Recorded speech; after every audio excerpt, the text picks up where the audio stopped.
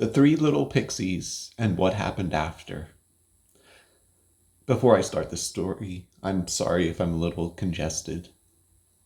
The story of the Three Little Pigs is a classic fairy tale of English origin that has been told so many times that the true original story has been forgotten. What really happened in the English countryside in the 1500s was quite different to the story you may have remembered. It was a warm sunny day, and three young pixies were lounging about in the grass in a field. They were enjoying the day, but as it got late, the eldest began to worry because when night fell, a monster lurked in the woods and could eat them if they were not well protected. The youngest seemed unworried and simply made a house of leaves that she found laying about under a tree, and this house took her almost no time to make, and she could go back to lounging about and gazing up at the sky.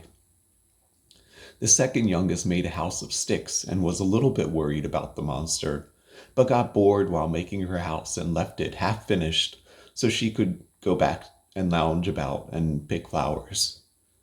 The third and eldest and wisest made a house of mud and clay and worked right up until nightfall to create a veritable mud fortress. Night came, and the youngest pixie, comfortable in her bed of leaves without a roof, was quickly found by the monster and eaten in one gulp. The second pixie was found not too long thereafter, and her house was a little bit of an impediment, but when the monster simply breathed a bit heavily, the house fell over. The monster was still hungry, and he went through the forest, and there he found the third house. This was a house of mud, and would not and could not be blown down. The monster thought of climbing down the chimney. The monster thought of using sticks and stones to assault the house. Eventually, the monster thought of an idea. He knocked on the door of the house, and when the third pixie asked who it was, the monster opened his mouth, and the pixies who were still digesting in his stomach yelled, "Help!" The third pixie ran to the door, and the monster grabbed her and ate her too. Gulp. Many years passed, and pixies were all taught to protect themselves in the forest and be cautious and to always be prepared. They were told the story of the three pixies, but over time, without so much as an attack in recent memory, the pixies became lazy and the monster became ever more clever. And so it was 100 years after the horrible incident with the first three pixies, four more pixies were once again sitting outside on a warm spring day without a care in the world. They had whiled away their afternoon, and it was soon going to be dark. The eldest of the four said that they should all go and build shelter for the night, and to remember to build it good and strong, and remember to not trust any who came knocking in the night. The youngest went and ignored what the eldest had said. He found some wooden boxes and sat inside of one of them and declared it, "If I fits, I sits, and then later I sleeps." The monster easily found and consumed him later that night. The youngest took the advice somewhat seriously, or at least he told himself he did, but in truth he had not seen a monster all of his life and built a house of corn stalks and decorated it with buttercups.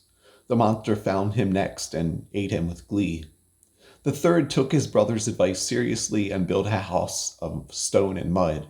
It was good and strong. He finished it right before nightfall and was proud of himself, but then the monster came and tricked the pixie by opening his mouth and letting the pixies in his stomach scream for help.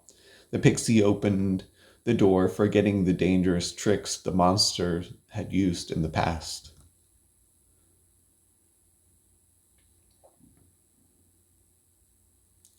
The fourth and eldest was determined to do everything right.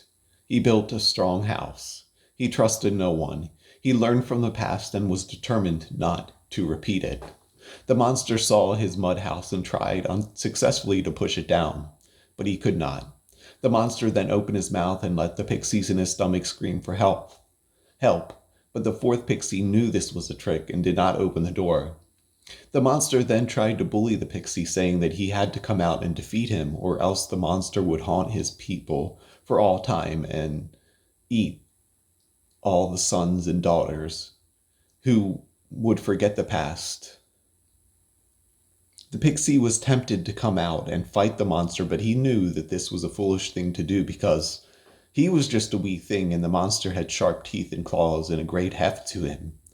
So the pixie thought some more and then said to the monster, "How about you come in through my chimney and then we can talk?" The monster laughed and crawled up on the roof and into the chimney, down, down, and into a boiling pot of water where he was boiled alive. The pixie thought of eating the stew, but it smelled foul and tasted worse, and so he simply threw it out and smiled at himself because he had defeated the monster. The next year, the eldest pixie was once more lounging in a field. He was there with his cousins and nephews and aunts and uncles. They had multiplied many times because the monster no longer kept their numbers in check. It was getting late, and one of them suggested it was time to build shelter because it would soon be dark. The others all laughed. "Why bother?" they said, "for the monster no longer haunts these woods." And so they sat and lounged, staring up at the clouds and later staring up at the stars when night fell.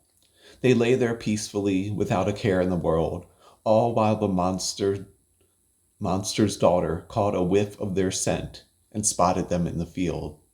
She licked her lips with glee and then ate them all with one bite. Gulp. The end.